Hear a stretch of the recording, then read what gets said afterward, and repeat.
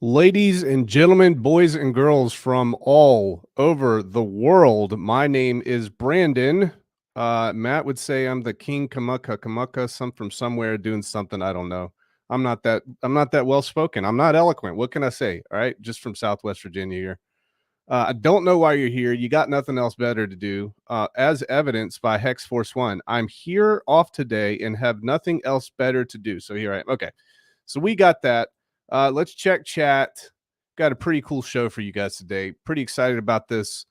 Facing reality, elbow cough, boom. What's up, dude? Mr. Rafferty is Brandon Davis. He floats like a bee and stings like a butterfly. Hey, man, it is what it is. Red Squirrel, oi, oi, replay gang. The plumber speaks. Rags is the best. I mean, terrible. He answers preguntas right away. Terrence says, Texan has me pumped. Let's go. Torrin, what is good? Vibra Finance CEO. Sam Kemp, 22, will be 4022. Eventually will be 0.22 and eventually could be 2.20. Good golly, Miss Molly. Magnus Martison, what is going on? Getting the camera ready. Torrin, here we go. David Lee.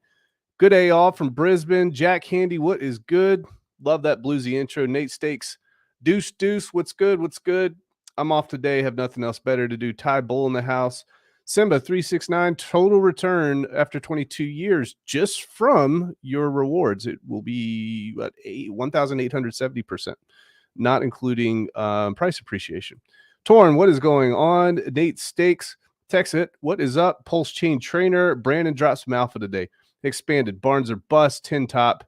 Oh my gosh, it just doesn't stop. Oh man. All right. Ladies and gentlemen, we're gonna have some guests today. We're gonna have some people talking about Texan. This is gonna be Texan centered, Texan focused, and we're excited to answer questions that you guys might have. And also, we have a special guest that is going to be staking their Texan for 22 years. And also going over, I guess, a couple strategies that have been created by the community. So we're just going to allow some of these people to have access to this channel and this audience, and then we'll kind of go from there. So if you guys do have questions, please let me know. Now, first and foremost, I've got to introduce the Metamucil Master, is what I like to call him. All right, and this is my furry little friend, Crypto Heartbeat. What is up, man? How's life? What's up, man? Dude, I feel so weird having you on my stream. I know what's going on. This isn't right. Well, no, I mean, I hate for you to interact with my crowd because you're so pure and so good. Yep. So I try to keep you ways. Now, you showed some pictures on Twitter. You took some nice pictures in a faraway place, man. How was it? It was fantastic. My daughter has, she does gymnastics, and we have to travel across the country. And so, yeah, we got to go to Charleston and meet up with my wife's best friend and, do the dad stuff, which was fun. Yeah, for sure. And we were literally right where the Chinese balloon was taken down, not far from there. So really? Yeah. I saw some of the recovery efforts. They have some destroyers out there. They got the Coast Guard going, and did they recover it? Yeah, they're recovering portions. So there's a lot that they got to recover. So let's check this out. I mean, what do you say to this guy? What's up? we just did it. I was just in the truck with him. Yeah, he just got some big news. So ZZ Tesco Ray is our senior dev at Texan, and he is the mastermind behind all the coding. But my best friend of 22 years, as a matter of fact. Awesome. Yeah, he is. He's the guy that makes us look really, really good. Am I right about that? Yeah. Okay. We keep him in, inside behind closed doors though.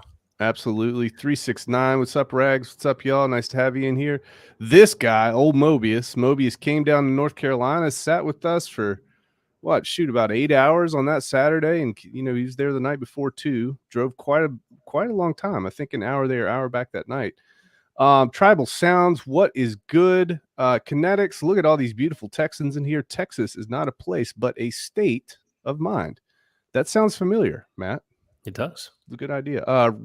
Ramon Carrillo, happy. Oh, wait, sorry. Sup, fam. Rags on Jeranism Crypto on Friday. Yeah. So on the 10th, Rags is going to be on Jeranism. So we're looking forward to that. Have some good topics, some good conversations. And I guess that's some of the flat earth crowd there. We won't get into that. Can see Matt's face turning red already. David Lee, what is up, my man? Tin Top. Okay. Let's see if our guest in the back here is ready. If you are, I think he is. Cool. Let me go through a couple more. Hex Force One, CHB on Rag Show. The Matrix has been broken. Yeah, just ask Andrew Tate all about that.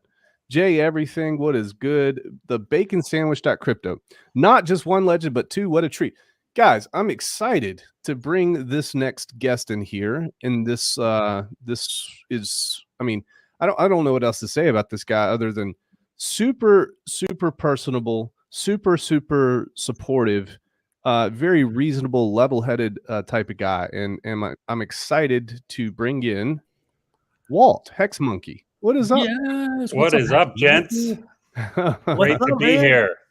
Nice to have you on, man. Now, I don't remember. Is this the first time you've been on with Matt or myself? I think so, yeah. Oh, cool. I'm watching all the time, stalking, all that fun stuff. Yeah, I think that's normal. Tell me how, tell me who you are, because there's a lot of people in chat that might not know who you are and what your background is and all that. Yeah, so I've been in the Hex community since the beginning, thus the name. Mm-hmm. In fact, someone asked me once, why Hex Monkey? What's that name all about? I pulled it out of my butt just to join Telegram when Hex was being designed. So no, it's not some great branding strategy or anything like that. Just it is what it is. So yeah, I'm a Hexican, been in the community for a long time. And so my bias, I could call it that, is towards Hex, the RH ecosystem, DeFi. I guess you could call it, some people use the term RH Maxi. That's very controversial. So I started calling myself an RH mostly, which means that's still, me personally, that's still my primary bag. That's my bias. I'm just admitting that up front. Sure. But I wanted to hop on because there are very few tokens or products that I found myself interested and want to publicly support. And this is one of them. So I'm looking forward to elaborating on that further.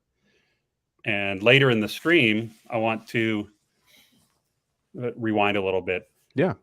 I'm going to be doing a live demo of Texan staking for 22 years. And I was inspired to do that because Hexray Vision, another Hexican, did a stream way back where he came up with this idea of a scraping ladder for Texan, as opposed to just a regular staking ladder, which Hexicans are familiar with.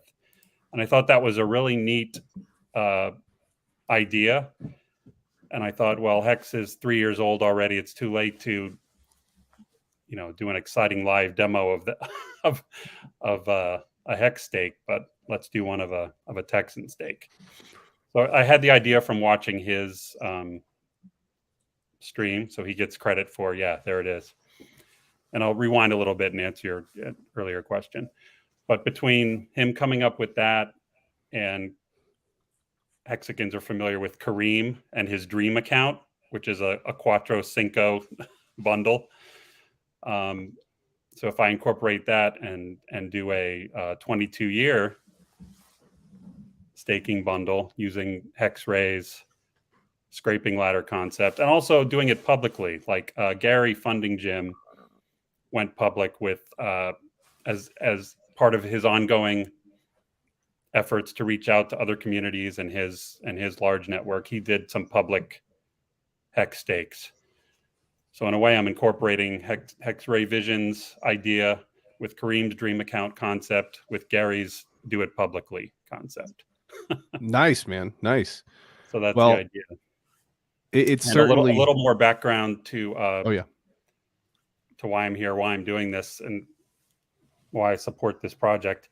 And it goes without saying, but I'll say it. I'm not recommending Texan or any of this. I'm not qualified to recommend or advise anything. Investment decisions are very personal and individual. Like it's based on your age, your temperament, your finances, your goals, your family, your career, your health, even, and the timing of milestones in your life. So the idea that some project or product or asset is good or bad is just kind of silly. And most of us are smart enough to know that, but occasionally there's conflicts that degenerate into the good or bad thing. So I'm just here talking about what I'm doing and why I'm doing it. And it's actually not only shouldn't I recommend people don't do exactly what I've done. Like even with I went on a Matty Allen stream a while ago, last year before, I don't remember, and talked about my Hex staking ladder. And I wouldn't recommend anybody do it the way I did it. I won't go into it here, but in that stream, I explained why I did what I did. And it was a personal, individual decision that made sense to me. So same thing here. A lot of disclaimers here, but it's important for people to realize that it's a very individual choice investments. So let's see what else here. So the way, and as I talk about this, I'm going to make comparisons between Hex and Texan, because Hex is my bias, and also because maybe some Hexicans will watch this and they might be unaware of what the similarities and difference are. Now, did we put you up to this, Hex Monkey?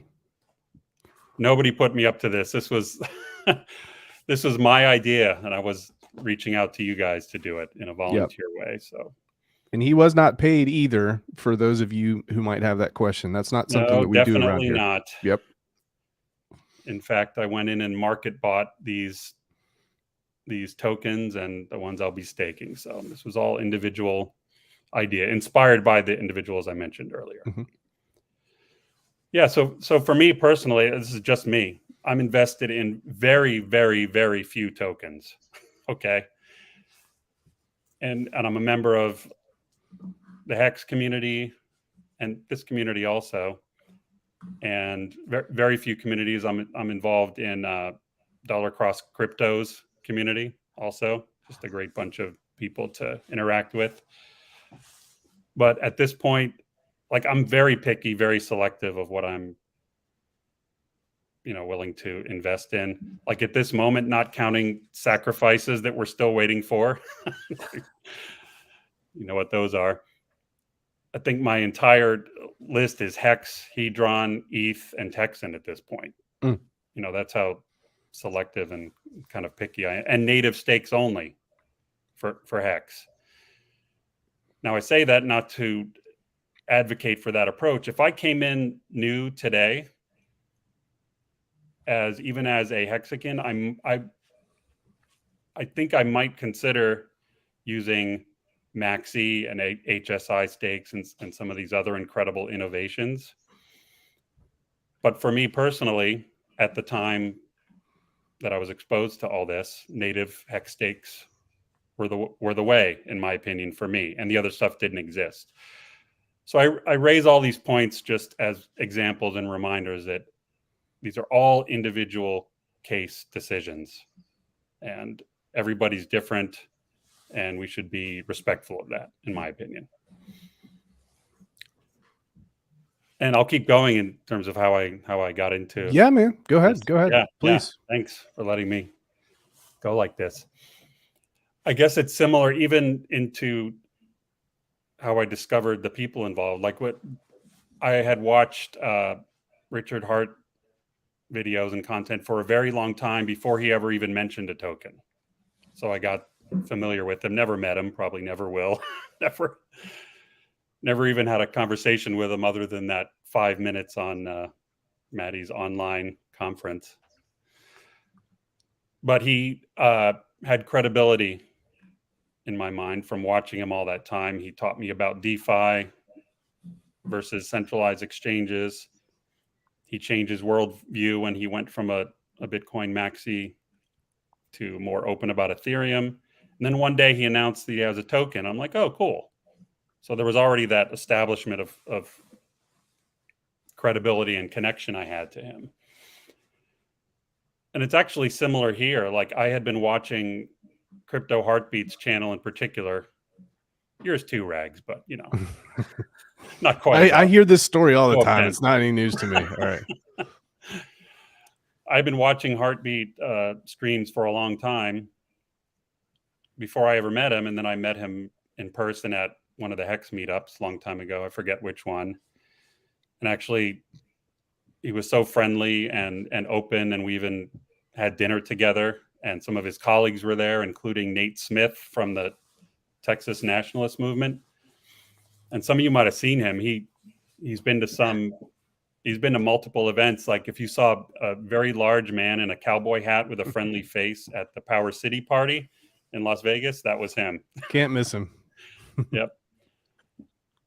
And there was no token at that time. So it was just, I'm hanging out with Hexicans that had some connection to the independence movement in Texas. And I like learning about stuff like that. I mean, let's face it, it's freedom, sovereignty, anti-tyranny. These are all things which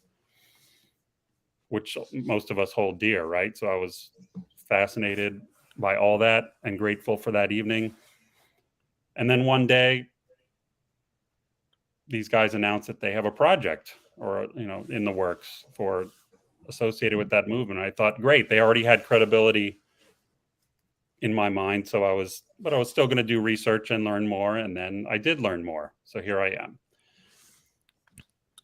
And what I really appreciate about these guys is that they are constantly to this day advocating still for the RH ecosystem and Hex and Pulse and all those principles. I'm pretty sure you guys do at least one shout out per stream. I don't know if that's 100% accurate. So let me make a comment about why so many of us, our Hexicans, are salty about other products and projects. It goes way back to the early days where we got burned. So I guess forgive us for being as skeptical as we are. And some people, especially anonymous trolls on Twitter, are really negative about things and very territorial. We all know what's going on out there. It's to be forgiven a little bit because right back to the early days, anybody remember the Hexy token, HXY? It was the first rug pull that was introduced into the quote unquote ecosystem. And I lost some money there. That was in the first year. A couple of guys came on a couple of streams. Oh yeah, we love Richard. We love Hex. This is going to be great. It's synergy. We have this platform. They did, and then people put some money in, and then boop, vanished. They withdrew all the just class textbook definition of rug pull. Right. And ever since then, we've been depending on who we are, ranging from salty to skeptical to downright aggressive and protective in our attitude. And so even with that lens, hopefully what I want to convey here is that I've done my research and due diligence with these founders and this product, and it still might not be for everybody. But before I continue, I'm surprised that even after all that research you did about me, you decided to. Yeah, amazingly, the background Texan checks passed. And, I can't believe it, man. I just don't know how that happened. But yeah, no, because not just for you guys, but if you were looking into any project, you'd want to look at the founder. So, with you guys, you have the intelligence, integrity, and everything I already talked about. And then with the actual use case, okay, what is this token for me? I mean, I have no script that was fed to me. This is all my personal assessment and notes. This is not one of those, we use the term copycat coin sometimes, because again, historically we were jaded. There were a couple projects in the early days that were direct copycats. Like they would, probably not a literal copy and paste or fork, but they stole, they stole Hex and just tweaked one thing. Like there was one project, I won't name it, that it's pretty much Hex, but they decided to have multiple big paydays instead of just one. There was another copycat of Hex that instead of an OI, they had a different liquidity model, but it was the same thing. It was just a copycat. And there's one even being talked about in Twitter today, just a direct copycat. What we have here is very different, and that one of the ways I wanted to come on here and support is, and I'm directing this towards hexagons perhaps, not to, recommend that you invest in this, but at least understand what it is. Like the similarities between Hex and Texan are, you can do native staking without giving up custody of your keys. It's a complete product. It's audited, so it can't be changed. So all the DeFi principles are still in place. It's not available on centralized exchanges for the same reasons, which is they want you to pay up and these guys aren't doing it. So that goes to the integrity again. So philosophically, it's very similar to Hex, which is what attracted me to it. But then the differences are there's no inflation here, and there's no share price. I mean, share price is one of the key linchpins of Hex. So if you don't have a share price, you're not the same as Hex. You're just not, in my opinion. There's no OA. So instead of inflation, a share price, and an OA, they have 95% or more of the tokens are allocated for rewards as an alternative to inflation. And instead of the share price mechanism, there's a yield curve, which we can probably go again in a minute. Yeah. And yes, I guess you could say you're monetizing time and some of the other Hex principles, but the key functional use case of this is it's tied to an existing community. And these guys talk about it in their streams all the time. I don't need to tell most of you that, but this is tied to an existing community, namely the Texas independence movement. And I found that compelling because it's very difficult to build a community from the ground up. And these guys took a different approach. I wouldn't call it top down, but start with the community and then advocate to them instead of having to build a tiny community and reach out constantly. So I thought that was a genius and very different kind of approach. And this is an endowment model, as Matt talks about all the time, which I found interesting. And it matches that, just like Hex, you might say, somewhat largely matches a bank CD. At least that was one of the narratives that I think still is valid. And here this matches, in my opinion, an endowment in the real world, because as Matt talks about all the time, what do these endowment managers want? They want predictable yield over time for whatever cause, some university or whatever cause their endowment is for. So this is an endowment for the Texas independence movement. I find that riveting functionally right off the bat. And in the future, if things go very, very well, who knows? The sky's the limit. Maybe this could be a currency one day, regardless of what happens with the upcoming referendum. And if you guys want to get into that at some point, you can. But I don't have a personal connection or history with Texas, although my mom was born and raised there in a small town outside of Dallas. But she hasn't been back since she was 20 and she's in her 80s now. So but there is a whole branch of my family somewhere. I just don't know. Where'd you come from? You came from a petri dish, didn't you? Oh, yeah, a Texan petri dish. But I do have a personal connection with the movement. In fact, what's fascinating is the discussion about the independence movement itself in the Telegram room and in other forums is often, well, wait a minute, what kind of government is Texas going to have? You're going to create a new constitution from scratch and all that? And the response is, as I understand it, is no, they're going to reinstate what America is or was before it started arguably devolving from one point of view. So just as a with my just interest in history and freedom and sovereignty and I see David Lee there. Thanks, David. Another excellent guy in the community. Yeah, so I'm inspired and I like reading about history and movements, especially trends over time. So this is fascinating to lots of people, not even just in the country, but around the world. Kind of like if we start with a large circle and then make it smaller, like for a long time, probably still America was seen as, you know, shining city on the hill, or an example of a free country and land of opportunity and all that. And we still are, for sure. But now if you shrink that circle, you know, within the United States, Texas is becoming the shining state on the hill. So there's like levels to this game. And who knows, maybe within Texas, there's other levels. But I find that fascinating in this. So it seems weird to be, I'm not a Texan, although, hey, if Texas becomes a nation, I predict FOMO. There already is FOMO. Yeah, man.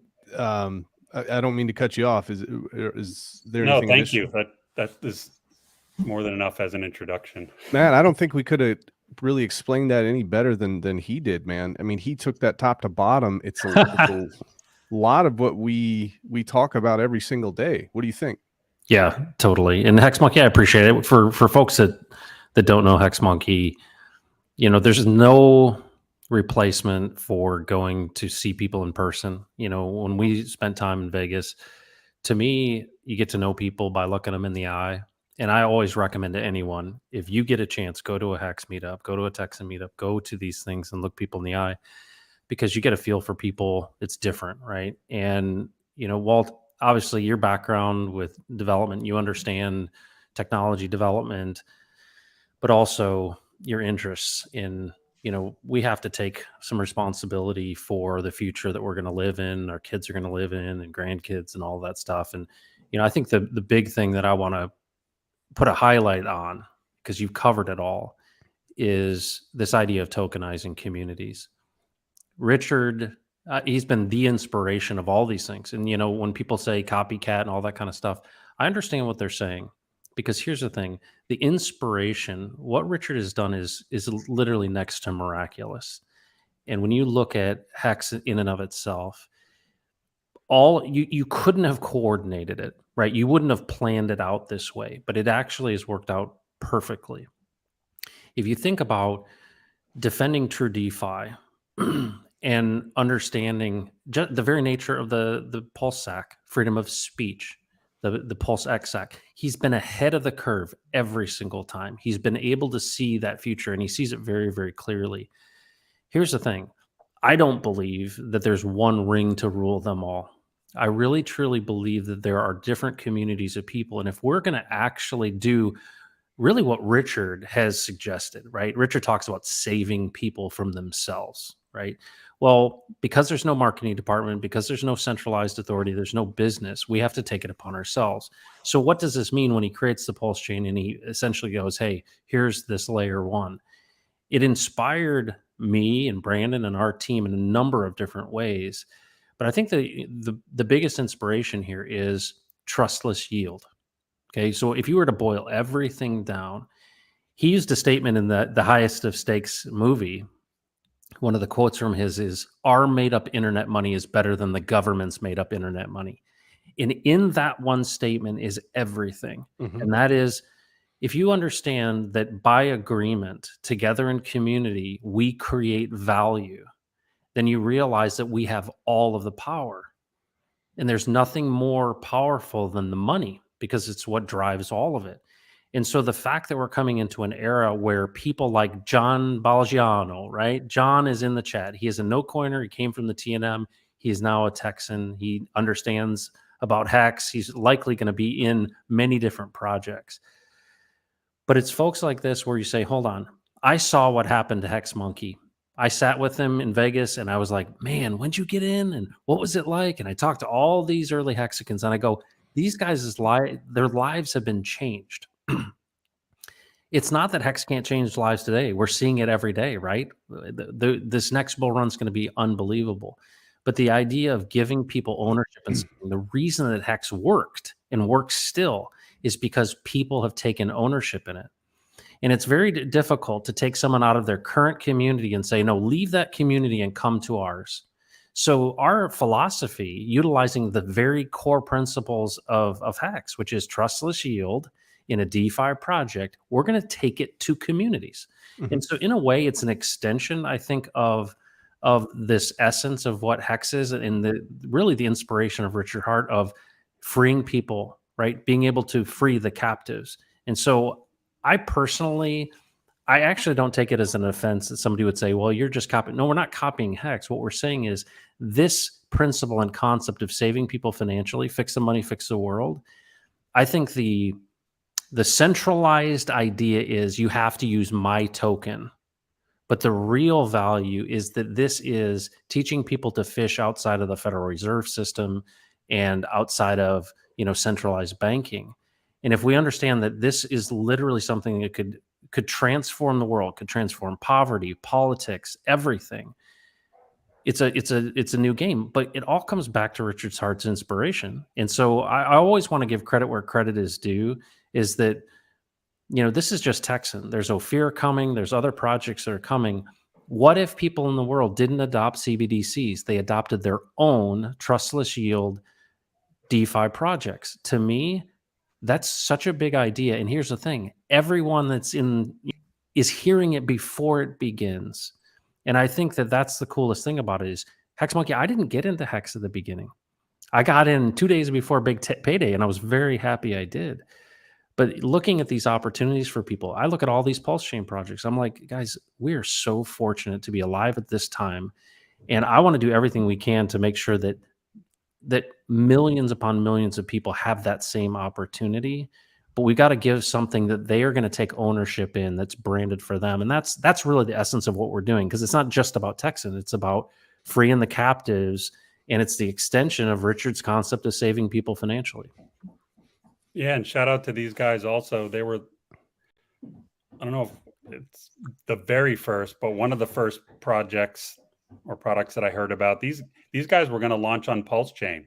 They held out as long as they could, thinking Pulse would launch, and it hasn't launched yet. So they reluctantly went on Ethereum. But these guys were one of the very first vocal advocates that I heard anyway for Pulse Chain, which I found compelling as well. Yeah. And it's still going to be on Pulse Chain, just via the fork. So that must have been hard for you guys. You were probably like, when is this thing gonna freaking launch? If you could be in these Zoom calls that we had all the time, oh my goodness. Yeah, the TNM definitely, I mean, they wanted to be out before the Texas legislative session started. And I think it actually has worked out perfectly. And the cool thing is, the copy is a wonderful thing on Hex, on Texan, on all these things. Yeah. Now, before we get to the staking portion, we have another guest in the green room that I want to bring in. And this guest is somebody that has also been a staunch advocate for RH First Principles, and also a strong supporter of the community. And he's one of the folks that, you can hear a lot of people talk, but he actually takes action, and he executes on the things that he says. And I appreciate that very much, because that's a fleeting characteristic this day and age. So want to bring this guy in here. You guys might know him. Gary. What's up, man? How's it going? I was excited about this, so I wanted to join a bit earlier, but I'm glad I was able to hear your conversation with Walt. And it's meaningful in lots of different ways that this token exists, and that you guys have had the wherewithal not just to conquer the technological challenge, but also the almost more daunting challenge of interacting with government and permissions. The political action is really part of why I support blockchain or cryptocurrencies in the first place.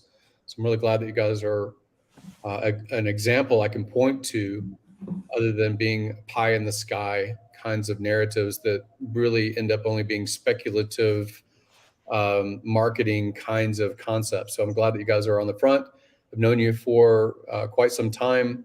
You have both always represented, to my eye, the best of us that support the product. I really am thankful about Richard Hart and his narratives and his way of distilling big concepts into small catchphrase, viral kinds of information, quickly understand a concept. But it really comes down to the heart and the metal that you guys as community leaders, create something like this. I very much like the product and I want to support it, both on Ethereum and on Pulse Chain. I know that there was always this frame I heard at the part before I came in about we're going to wait until Pulse Chain, we're going to wait until Pulse Chain, we're going to wait until Pulse Chain. And to some degree, I'm sure that you've gotten a bit of heat from some factions as far as voices in the Hex ecosystem thing. But like, I think that our best service to everyone is to be thoughtful and to be bridges diplomatically. And I think you have it on three different fronts. There's economic energy inside of Ethereum. That's why Richard chose Hex to launch on Ethereum. Certainly could have gotten a grassroots movement and value speculation ROI on a ghost chain that we only occupied as a hex narrative, yield for staking and trustless and immutable code, and all those same narratives could have happened on a different system. And yet the choice was for Ethereum because partially the security model and the Lindy effect of it having existed and survived a lot of these challenges technologically, but also because that's where the people are at. And so when you engage, like the Texan token, this idea of accountability and political decision-making by the people that both live inside of Texas or that really want to support those philosophies of independence or of self-sovereignty and things like that. I think they go hand in hand. So I know you've gotten some heat over the Ethereum launch. I'm excited about when it's available on Pulse Chain, and with the design that Richard and the community supports of a fork of Ethereum, I think it will play out quite well, both for cause and for potential ROI. So I'm very happy about what you guys have done. Thank you, Gary, man. And again, thank you so much for hopping on here. Thank you for, putting your face on camera, and you, along with very few, Kinetics and Freddie Quotes, and then quite a few other folks, Money Gain Cryptos in here. You guys have kind of seen and kind of looked forward to understand kind of what's at stake and what's important, I think. And I appreciate you very, very much. Crypto Heartbeat, I kind of wanted to ask you this. What do you think that the importance of cryptocurrencies are moving forward in terms of being able to tokenize communities? Why is that so important? We say that all the time. Yep. Well, I was inspired yesterday. I heard Jordan Peterson on the Joe Rogan Experience. And one of the things that he's now with the Daily Wire, him and Ben Shapiro are working together. And of course, they're really upping their game. And what's really amazing is he's going around the country right now in the US talking about Exodus, and he's talking about, biblical things, which is really interesting. And now he's connected with Shapiro and them. And what's really interesting to me is, people that have audiences, that have influence, I don't think they've understood yet the power that they have. And what I mean by that is he came out and said, we want to have an alternative to the World Economic Forum. And so if you think about good versus evil in this world, you've got a group of people who believe that centralizing power, which includes money, is the answer. right? Give us the money, give us the power, and we will, fiddle with the dials of social engineering and we'll create utopia for you. We know fundamentally that that goes against the human heart. And so, what I think is so exciting about this future is that if we do not have an alternative to the central bank digital currencies that are in this essentially extraction model, they want to extract value. And so, anywhere that this system that currently is in place goes, it takes. And the difference is we want to have an alternative that gives. And that's what I recognized in Richard Hart, is that I recognize a guy, he literally is someone who is giving. And he jokes about it, and I think some people see it as hubris, but actually he's being direct and literal. He is actually the giving tree, right? He is the Santa Claus, if you will. And if you read between the lines, you understand what he's really saying. He's really saying you have to give this stuff away because our made up internet money is better than the government's made up internet money. We have to defend DeFi. And in my opinion, it's teetering, meaning if we can push DeFi forward by tokenizing as many communities as possible, and hopefully on the Pulse chain, then we're going to have something that's not OFAC compliant, that is completely decentralized and is vertically aligned. That is somewhere where, think about the future. The future is you won't have to have a fiat off-ramp. Well, are you going to be inside of a CBDC system? Because that's what they want. They want you to go back to their version of digital fiat. If we have an alternative system where we, through agreement, there's enough of us, we can say to them, we're not using your money. What happens when you starve the war machine? You starve it by not using their system and their money. And I just go back to, I knew a guy who was a great teacher who turned over the money changers' tables. That was the business of the day. That's what's happening with DeFi, in my opinion. And Richard Hart is the tip of the spear. But here's the thing. This doesn't exist because you create a Texan token. This doesn't get created because you create a no fear token. It gets created because you have a vertically aligned ecosystem where you can do everything in a stack that is not that censorship resistant. And so to me, if we're going to grow this thing, it's not more shiny bags and watches. It's more people having life transformation, period. So we have to give if we want to get. And how do we give? We help people get free. If we help them get free, it pumps all of our bags times 10 to the power of 10. That's it. And that's the bottom line. And it's really, I think if anything, I'm just trying to articulate what I hear Richard saying that a lot of people aren't hearing. Love it, Matt. Well spoken there. Hex Monkey, I want to be cognizant of the amount of time that you have. So, it's cool. I have as much time. You're good on time now. Funding Jim, I wanted to bring this up, kind of what Matt was talking about here. You and I sat in a Twitter space last night with George Gammon, and a lot of the same things that Crypto Heartbeat is talking about, it's also reverberated amongst a lot of people who really put liberty at the forefront, including George. And judging by the way that you were talking about him and to him in the past and all that, it seems like you've listened to a lot of stuff that he's had to say. So what are some of the parallels between what Matt was just talking about and kind of what George was talking about and you last night in the space? Yeah, actually earlier in the day, I was messaging with George, and then he decided, because we were talking about, I was trying to engage some of the CBDC talk because he brings it up in commentary on his content and events.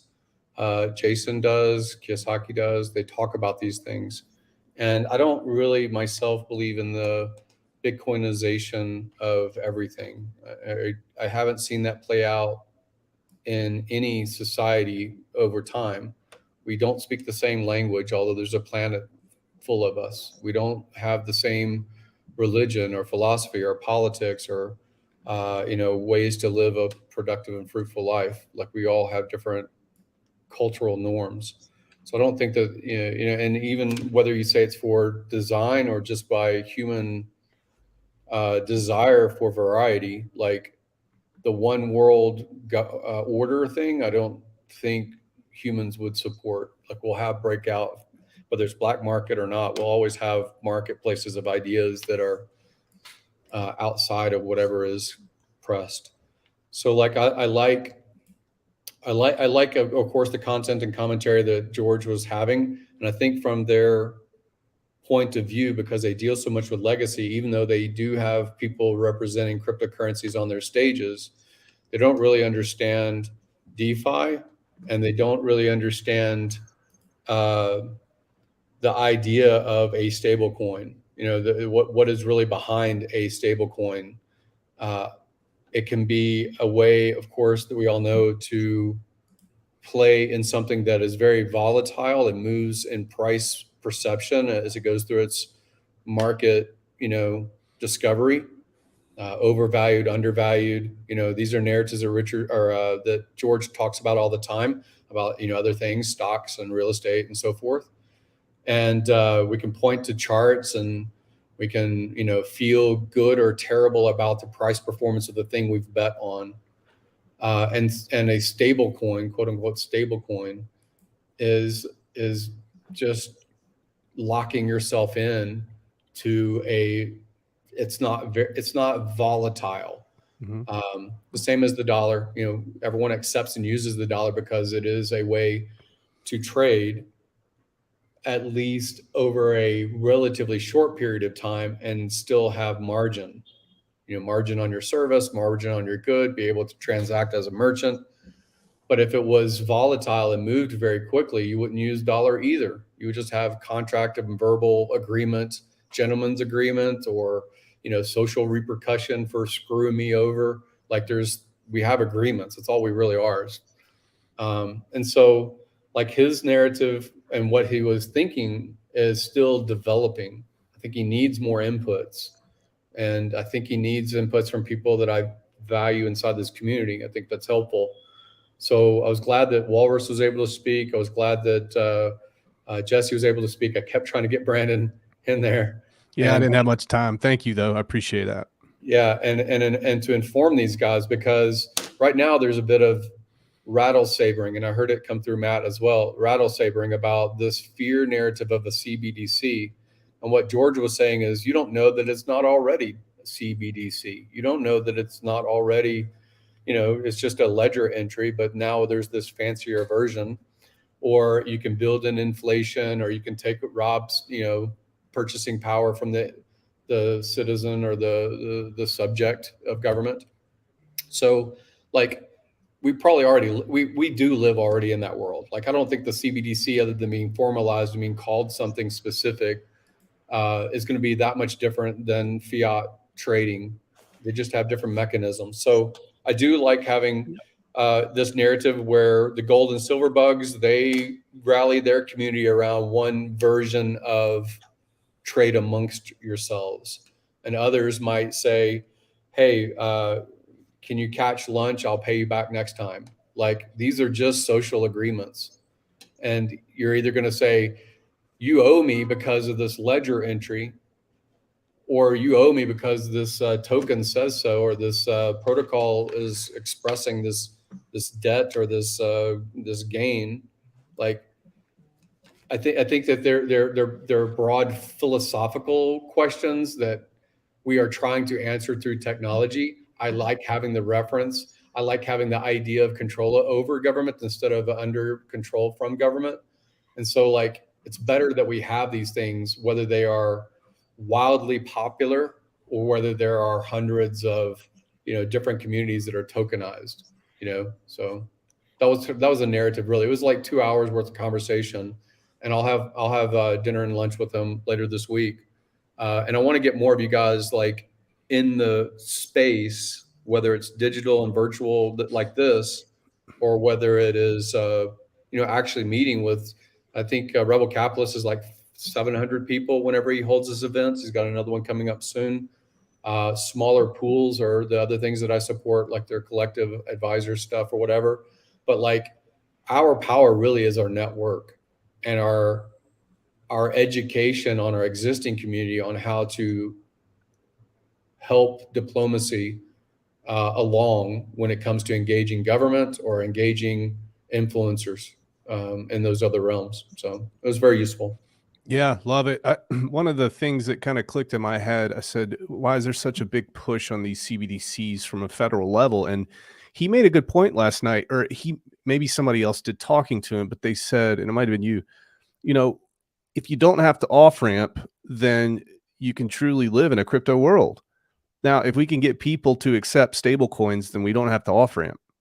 And I think that that's why there's such a big push by the government to be that stable coin provider, because they have to get that taxation. They have to pull out that economic energy. And that accounts for, like I've said many times, 75 to 80% of DeFi volume at any given point in the year.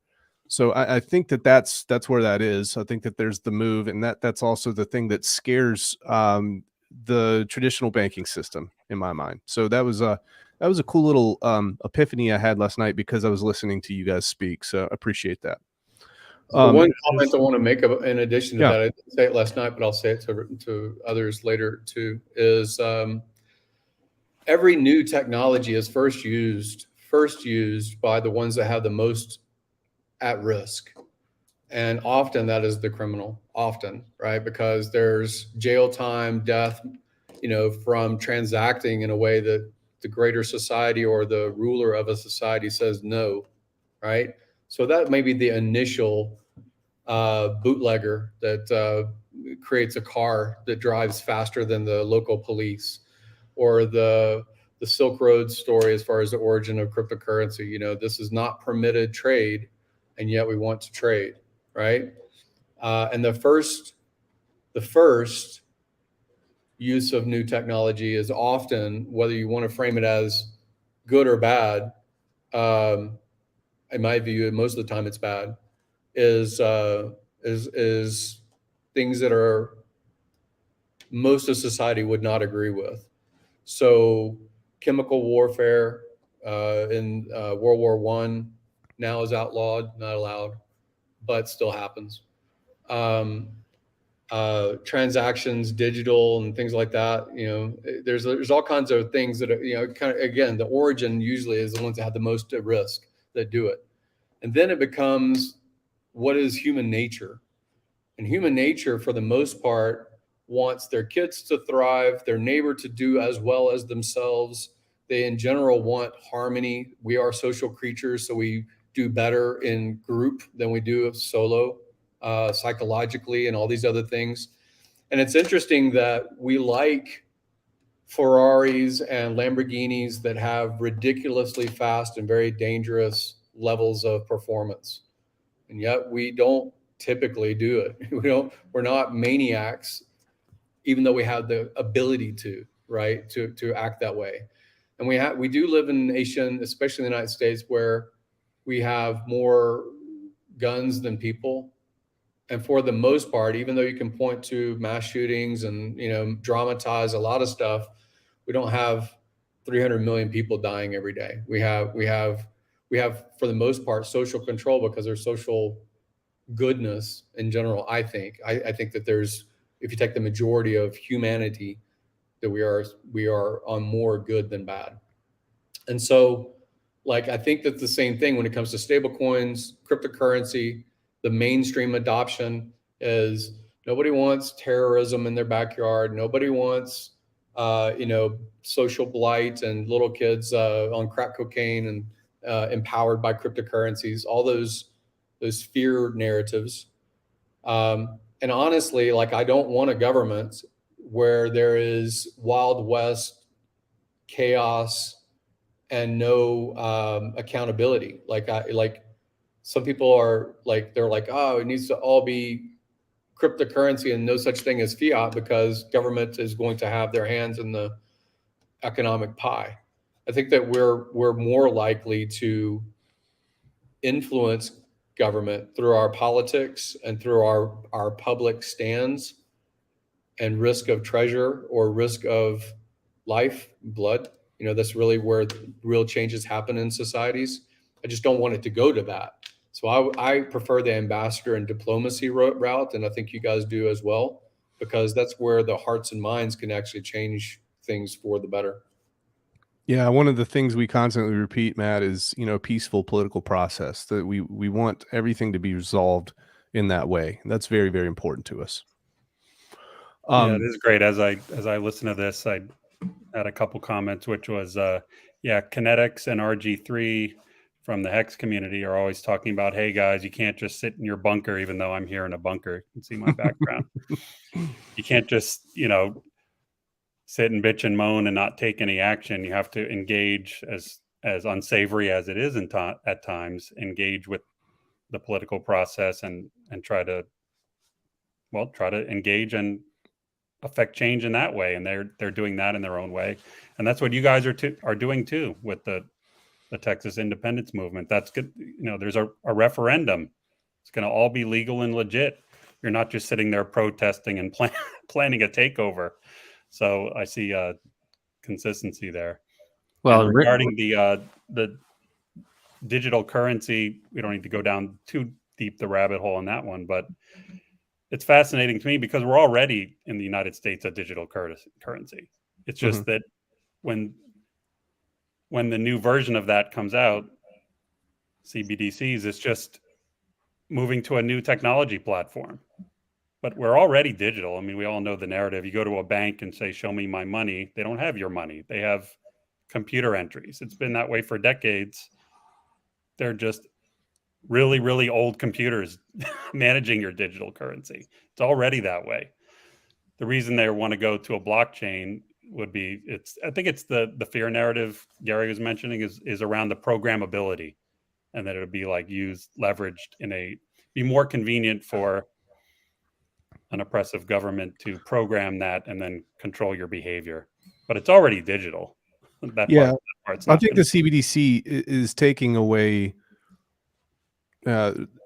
resistance, right? So if you had to process some sort of transaction 100 years ago, it took a long time.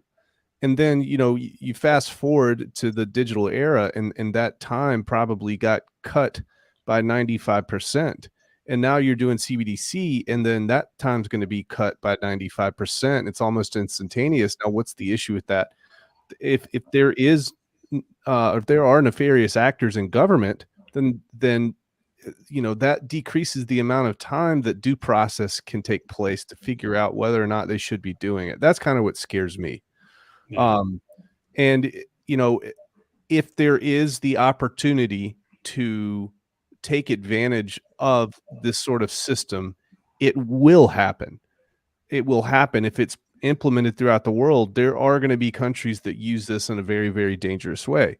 Now, there are going to be a vast majority I don't think are, but you go throughout history, and the Roman Empire ultimately, it fell because there was a guy that ended up being really, really he was an alcoholic, and he didn't defend things properly, and society fell apart.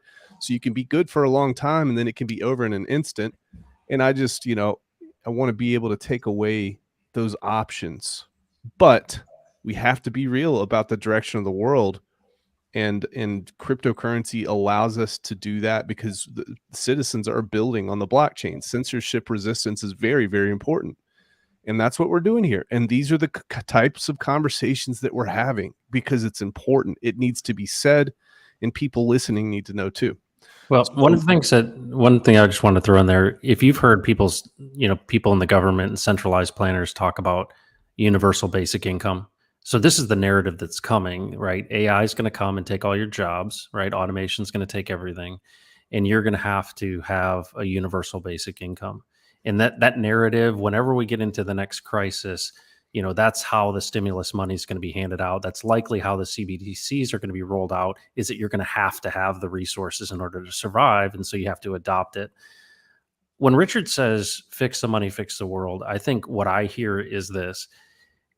If Funding Jim is right? If Gary's right, that people in their heart and in their community, in the civilized society, are going to choose good versus evil, which I believe they will as well, is that if those resources are not from the government's handout, but actually from your own decision-making, right?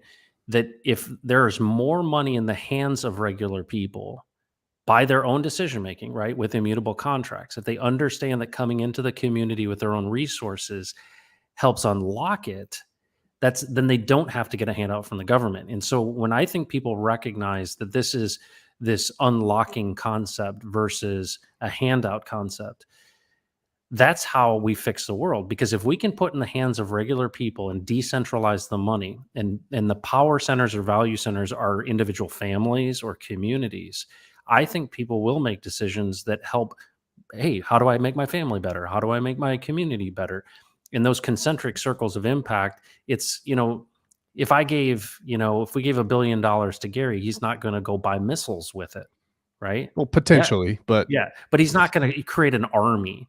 And so I think what's really fascinating about this is, what if people could unlock these resources? They wouldn't need UBI, right, which is centralized, but they would also invest differently than the centralized parties do now. Now, we need national defense and we need those things. I get it. But I think that that's the thing. Politics change. Everything gets changed by giving the people who are literally just getting their nose above the water to get some breathing room to be creative. And so to me, it's an entirely different paradigm shift, because I raised a lot of money for a lot of businesses, and the stacks of paperwork. If you've ever done a purchase agreement, if you've ever negotiated rights as it relates to preferred stock, you know that the pile of paper is so high. What I love about the blockchain is there's not a scrap of paper. And what's amazing about it is such a unique change, because it's actually built on trust. It's trustless, but it's actually ushering an era of trust and community and relationships. And to me, that is fundamentally very powerful and the antithesis to this. And that's why I think there's a spiritual component to it, because I don't think that it's by accident that we find ourselves at this time. And so I think the more and more people get that, the more and more they realize, hold on a second, this is way bigger than what's my favorite doggy coin. Love it.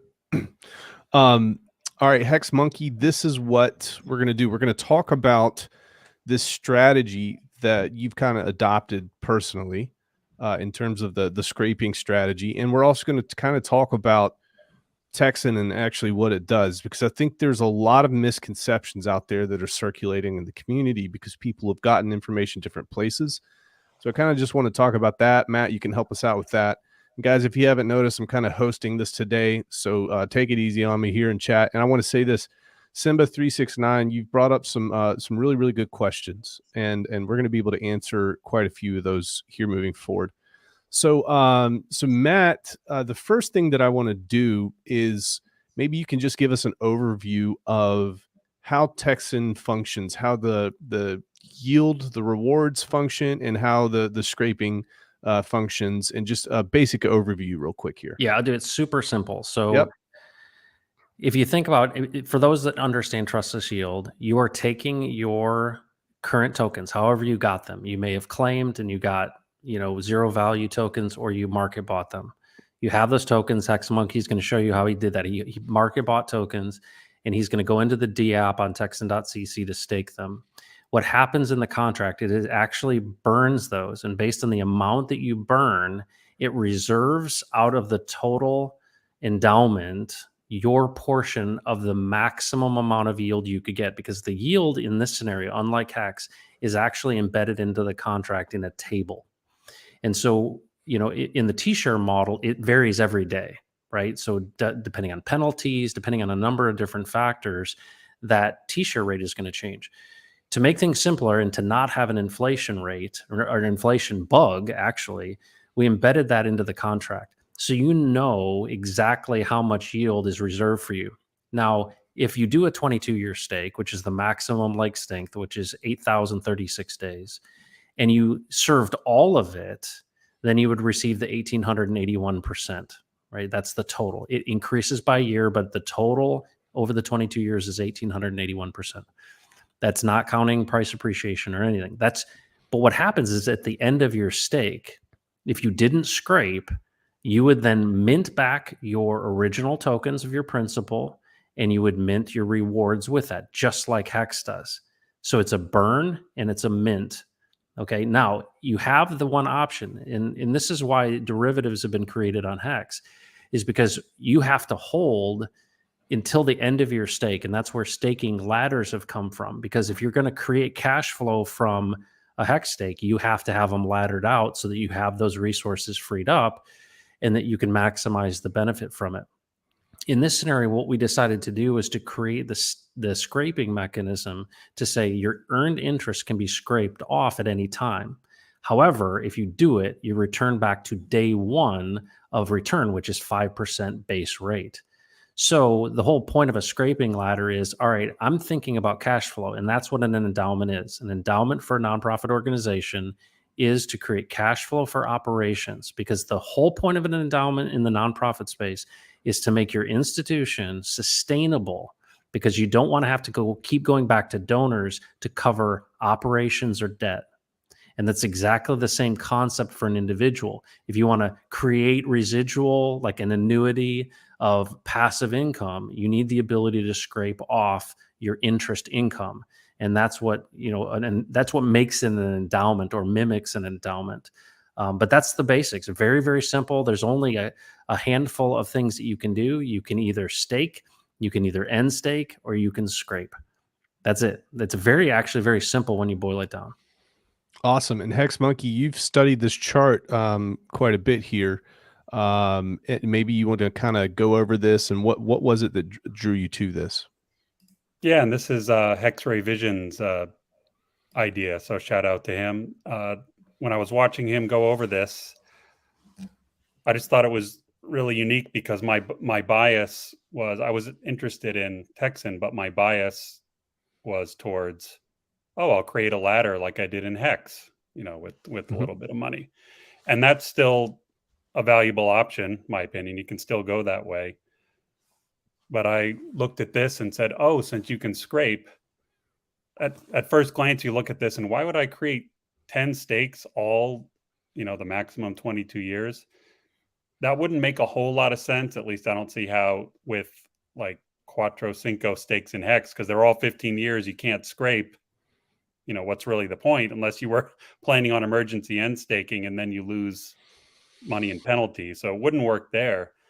But here, since you can stake, what he did here was, and in his example here, he concluded for this example, he didn't need to scrape any income for 10 years. But so you could adapt this to take effect immediately if you wanted to. So he would take 10 principal stakes, stake 10 times, right? And he wouldn't start scraping the first one until it looks like year 8, right? So or actually it's kind of small here. Year 8, or no, year 10, I think, is when he started scraping. But he has what the yield would be if he scraped for years 1 through 8. But okay, I think he was going to start scraping at 10. Maybe I'm wrong, but either or, I think the math would make sense. The point is, on the first year that you scrape, if you hold for that amount of time, you're going to get, for example, let's see here, you get 91%. Okay, so you've scraped that one goes back to the beginning. Now you have 9 left. The next year you scrape that one. Okay, now you're keeping your principal in. There is no penalty. It's knocking that back down to the 5% rate, but you're able to scrape that, and that's 124%. And then you go to the 7th stake, which could be year 10 or year 12, whatever the case may be. That's 165. So it accumulates in that way. You don't have to sell your principal. Yeah. Oh, and by the way, I see you're correct. He starts scraping at year 8. And when he went over this, and for those who want the down and dirty, you can go watch that stream. It was a couple months ago. But the idea is, by the time you're in year 8, you're getting substantial yield. Whereas if you could do it earlier with the scraping ladder idea, but your yield, wouldn't be in that sweet spot of, you wait just long enough to where it's meaningful for you. So he chose 8 years. Sure. Awesome. Well, that's pretty cool. And then just like a lot of hexagons take the approach of let your stake end, and you can take the interest and then restake your principal out. Well, the same can apply here. You can scrape your interest. I guess then you wouldn't be restaking.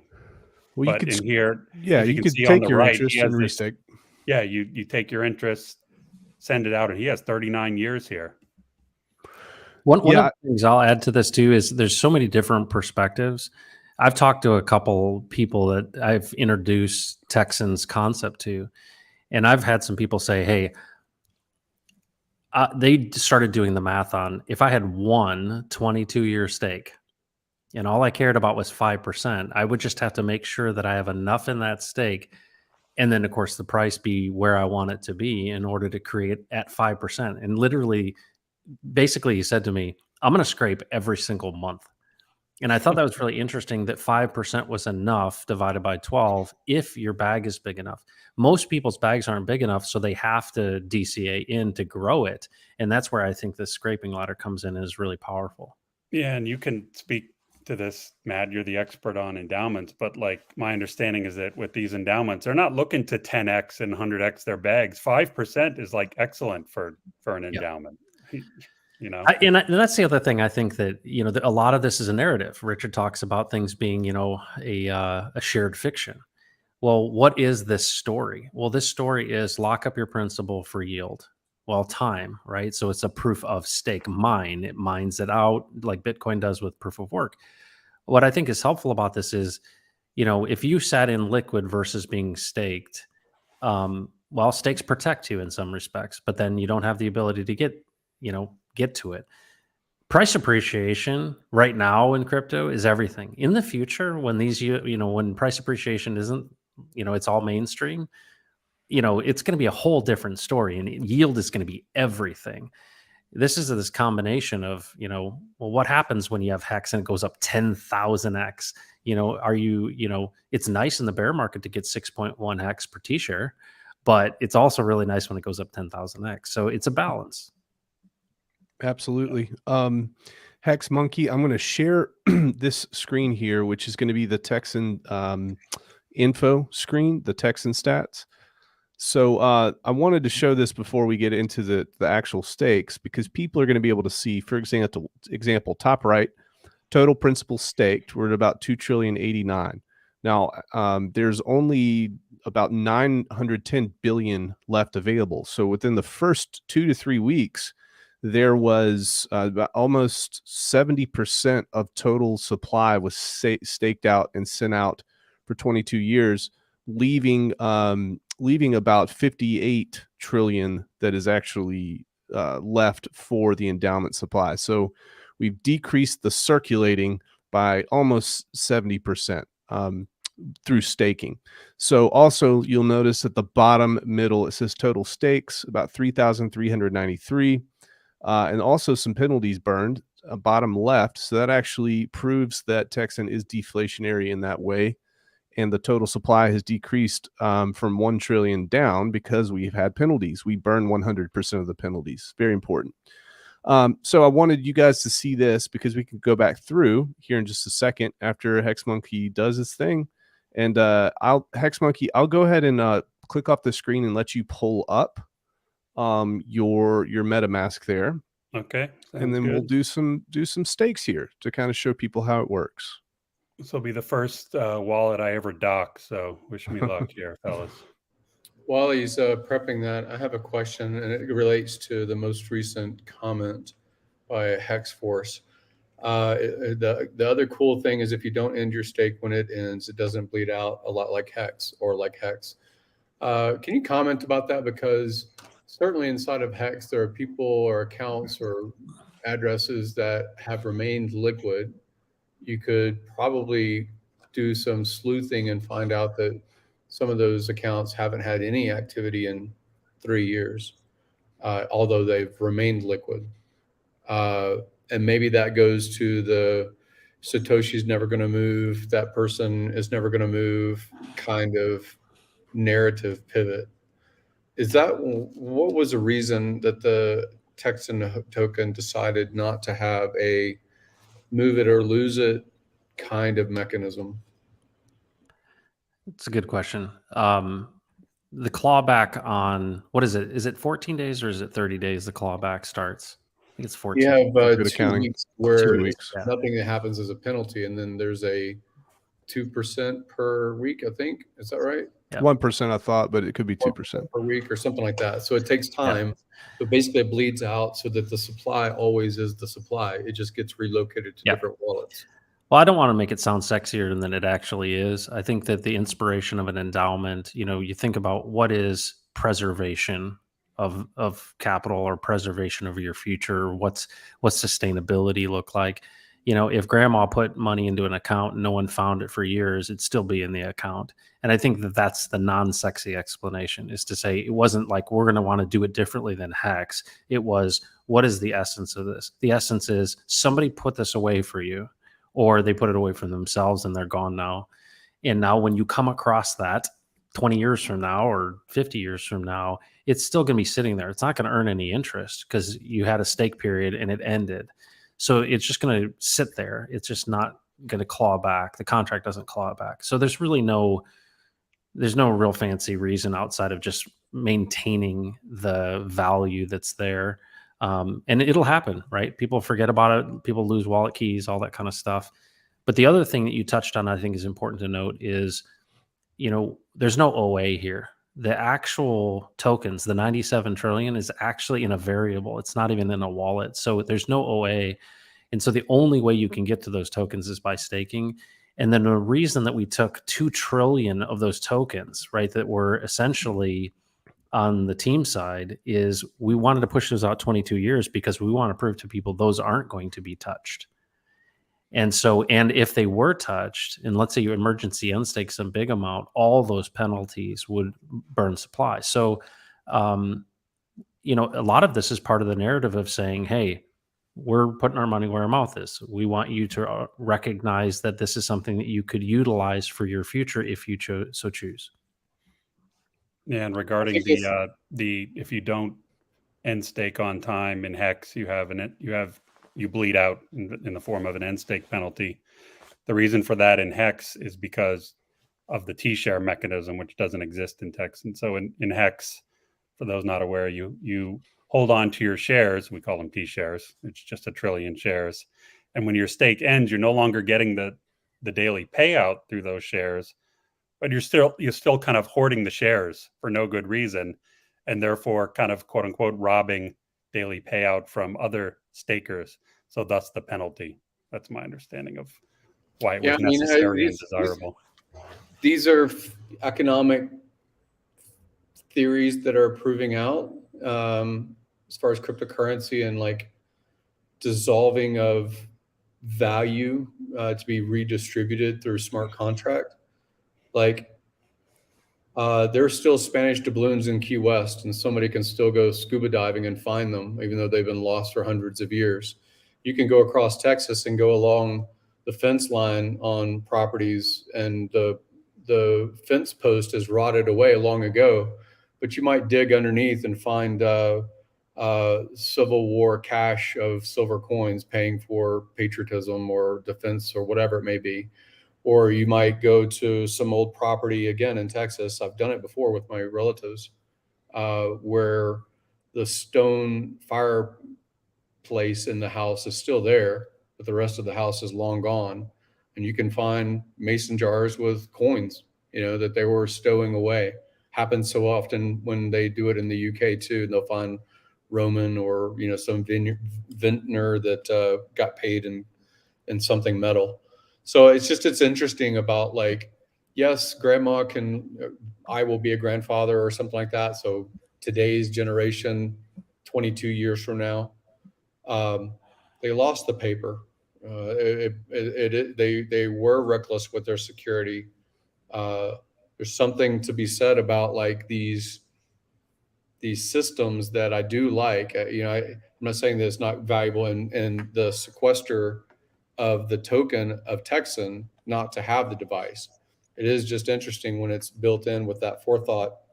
And it sounds like it would be like Bitcoin's, it's never moved in 22 years. The stake is up. It hasn't unstaked. Like it becomes speculative stickiness maybe in those scenarios to say, what are they going to do? And the anticipation thing. And maybe that just continues to capture the imagination of the people that want to participate, 20 something years from now or 3 years from now or whatever. So it's interesting so that we have frame of how to explain it to new audiences that have never heard of the Texan token, because these are still valuable conversations. Absolutely. And that's really good insight too, man. I appreciate you asking that question. So Hex Monkey, this is what we'll do. I'll go ahead and show your wallet here. This is your last chance to turn around. Speak Abort. now. No, it's Okay. cool. All right. Let's see here. Well, actually, it should be up right now. So let's take a look. There we go. And I'll put us on the side here.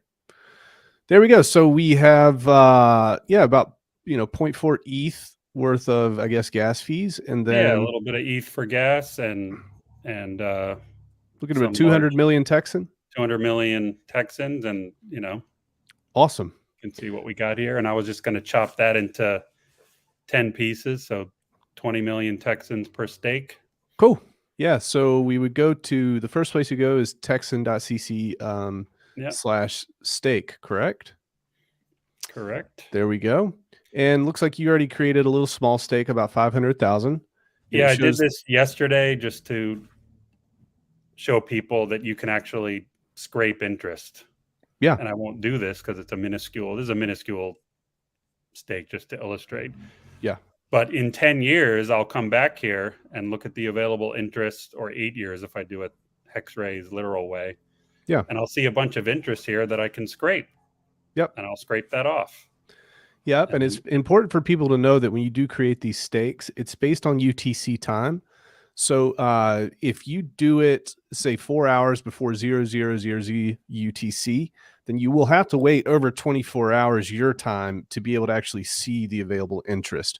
And another thing to point out, all the interest tables are actually, if you look at the top, you can go to, well, actually, there's a drop down that shows the white paper, and you can see all those interest tables in there, all the arithmetic. Yeah.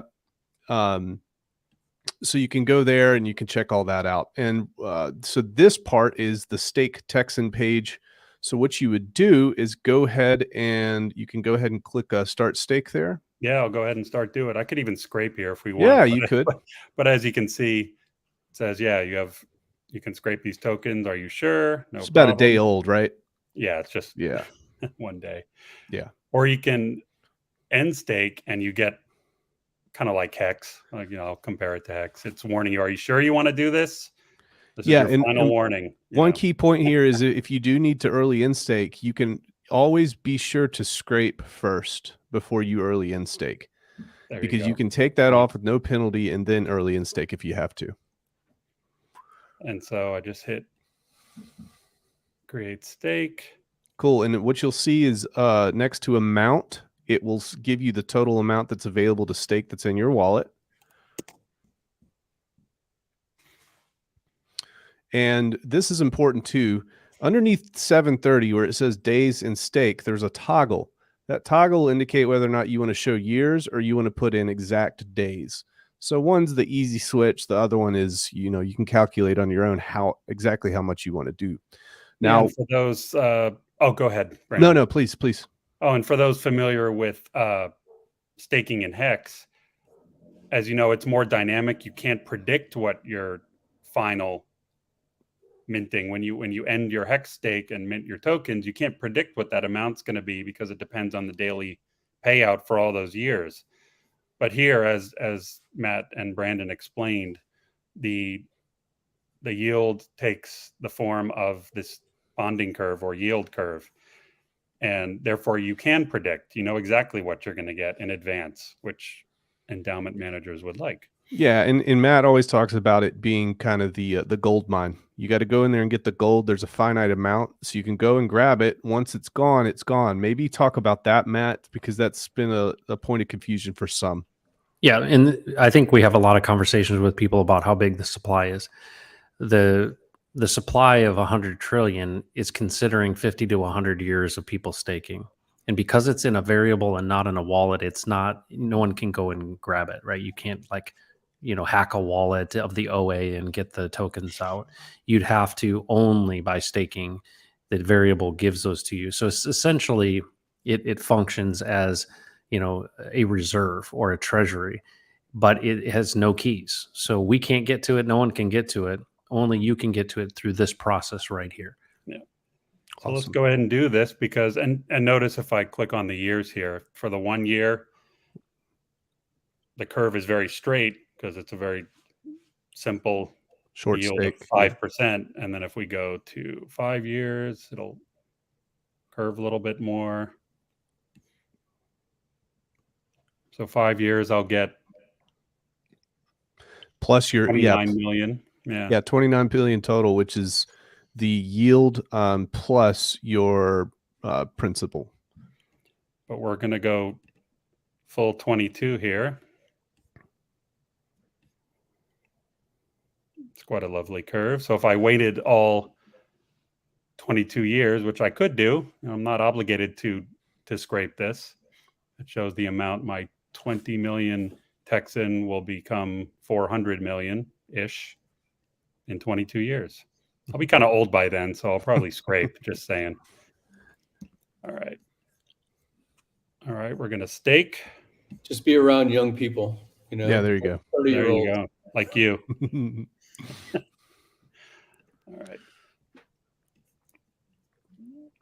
And yeah, this typically it can take just a minute here. Yeah, no big While deal. we're doing that, I'll take a look at chat. And what browser are you using, by the way? That would be Chrome. Okay, cool. All right, let's see here. Boom. There it There we go. goes. Oh, cool. You've successfully started your stake. Please check here. Cool. Awesome. Now view Let's see if it endowments. worked. Yep. Ta-da. And there you have it. Now Very I can't smooth. scrape off of this until tomorrow if I want to. Correct. Which So would be kinda tomorrow, silly. 24 Well, hours that's- from now, UTC. So that's the Texan equivalent of a Quattro Cinco max. Yeah, man. And I'm just going to keep doing this. And if you want to Cool. talk Yeah, I'll talk. about other Awesome. stuff while I go.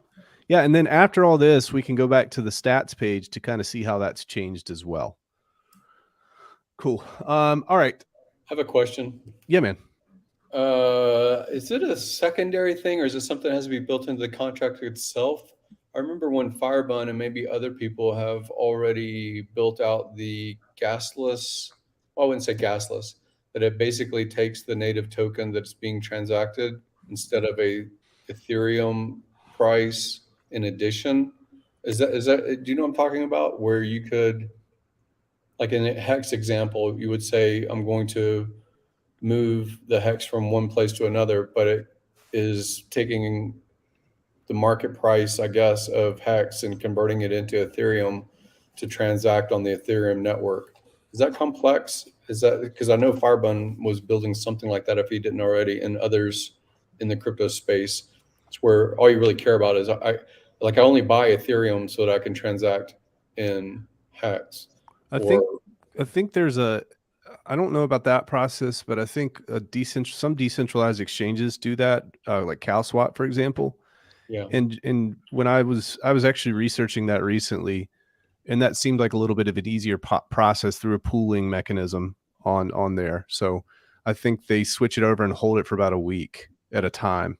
Yeah, that'd be awesome. I was just going through what CalSwap, I like CalSwap in general, just because of the simplicity of setting and having limits and things like that hit. And it seems like an aggregator, again, because nothing annoys me more, although I support plastic bags and paper bags and things like that. But like announcing to me that it's, 10 cents per bag is annoying. I would rather just buy the groceries, have the bags like I had for 40 years of my life, and have it be built into the cost. Like, that's just easier when I'm trying to explain things to people about, got to make sure that you have, you want to have 5 wallets for your security. Okay, well, each of them needs to have $300 worth of this gas because you don't know what the price of Ethereum is going to do in the future, blah, blah, blah. Like I would love to just be one button, easy. Yeah. Hey, Rags. Yeah, man. So the plumber speaks there, the third one up. He says, are the gas fees for scraping interest going to eat up the yield? And I think that that's really the thing you have to make the decision on yourself, is that, depending on especially on Ethereum, right? If gas fees, you're probably paying what, 10, 12 bucks, Hex Monkey, for each of these? Yeah, 10, 15 bucks. So yeah. if I were to scrape this Yeah, it would The eat it silly all. little Yeah. stake that I created, that would be silly. But it's just like in a hex stake, it depends on the amount staked. You know? And one thing I think is important to note, because we're doing it this way, is that people have asked this question. You know, if I do last out 10 to 22 years, is it going to be more expensive the longer it is? And here's how gas works in this contract. Because we've embedded the table into the contract, gas is determined by how many math problems essentially you're doing. And one of the challenges, and I think, you know, Richard's even talked about this, of why it's 5555, is because you have a daily t-share rate, you have to recurse days, and recursing days within Hex is math. And so that's why the longer the stake, the more expensive it is. Because there's essentially the simple math here is, because it's always referring to the table that's there. It says, when did you come in? What is today's date? Are you ending your stake? All right. And it does the math on the maximum it can do is 22 of them to look at the chart. And so it's a little bit more expensive, but it's not exponentially more expensive in a 22 year than it is for like a 1 year. So just so you're aware, it's not going to be super expensive to end a stake in 22 years. Right. And hopefully by then, like Andrew Harlan just said, yeah, people looking back at this video and they're like, goodness, Hex Monkey, man, remember when you put in the $3,000? I would even in future products, if maybe you guys engage other states or you develop other political causes, like daily T-shares, maybe that's our daily payout on the T-share. Maybe that's a marketing narrative that we've echoed for so long. Hey, I got paid 6.2 per T-share today, or used to be 5, or maybe next month because, you know, some whale comes out and now it's going to be, you know, 7 or something. I don't know, like daily. I don't really pay my rent or my car daily. Like it's monthly.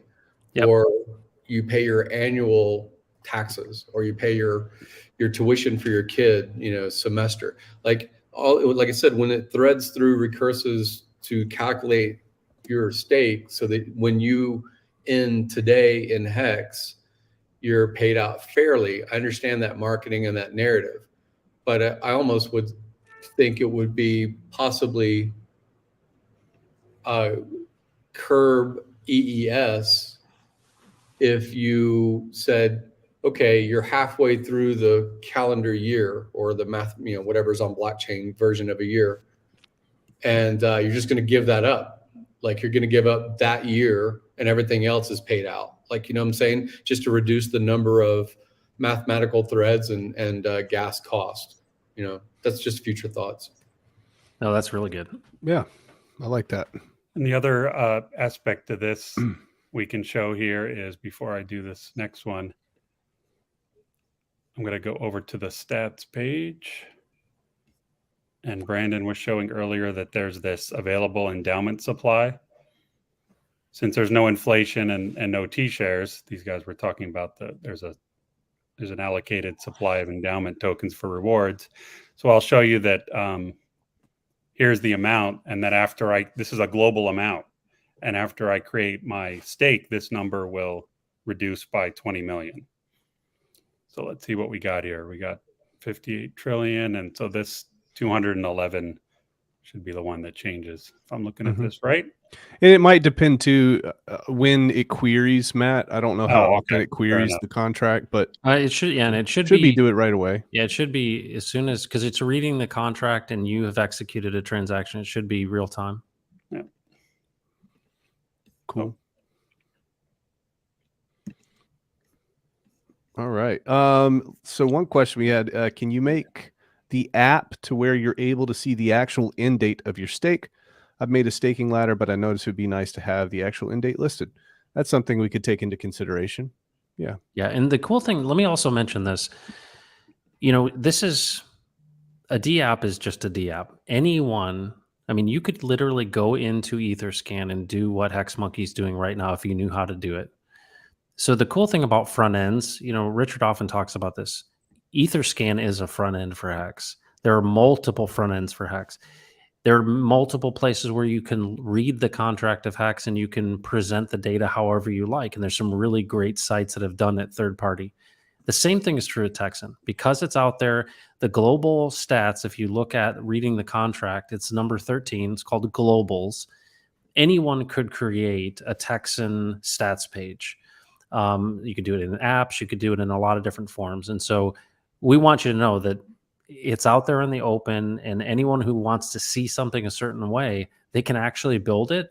But I do, any comments you have of, we're going to continue to make the D app itself better in the sense of what it's showing data wise. And then there are going to be, more stats pages created internally, but there's nothing limiting people from doing it and reading the contract and creating stats pages themselves. Absolutely. Good point. Good point. Yeah, correct. And just like in the Hex experience, if go.hex.com went down, Yep. What these guys are saying is you could still transact. Yep. It's out in the wild. Yep. Yeah. It's out in the wild. Okay. Almost done here. Got one more to go. Good. All right. And I have to say, this is an interesting concept, especially for saving your future legacy. The Plumber Speaks. I had a really cool conversation with him actually today. And he talked about how he got into this. Now, I think it was through, I think he got into Hex through Rolo Tomasi. I think that he saw that interview with Richard. So that was pretty interesting to talk about. Who was that? The Plumber Speaks in chat here. He was following Rolo, and Rolo had that conversation with Richard a while back. So that's how he learned about Hex, for example. Yeah, Rolo's a Hexican now. Mm-hmm. Yeah, Rolo and Justin Waller and Jason Hartman. These are all people that have publicly said that they're support and they bought in. So yeah, they're good people. Absolutely. We don't know about Kiyosaki yet, the curmudgeon, right? He's got to have something. Enough of his inner circle has to join before he'll buy Bitcoin or gold or anything else. And again, he's open to receiving, but the buy-in mechanism is what I care about. Like I don't want to. I'm a giving tree too, but it's different. There we go. All right, so the scraping ladder is complete. Looks like we got 10 stakes. 10, 9. Yep. So, yeah, 11 to 11 to 19. Enough. That'll be good. Yeah. And you managed to not dox your wallet in this either.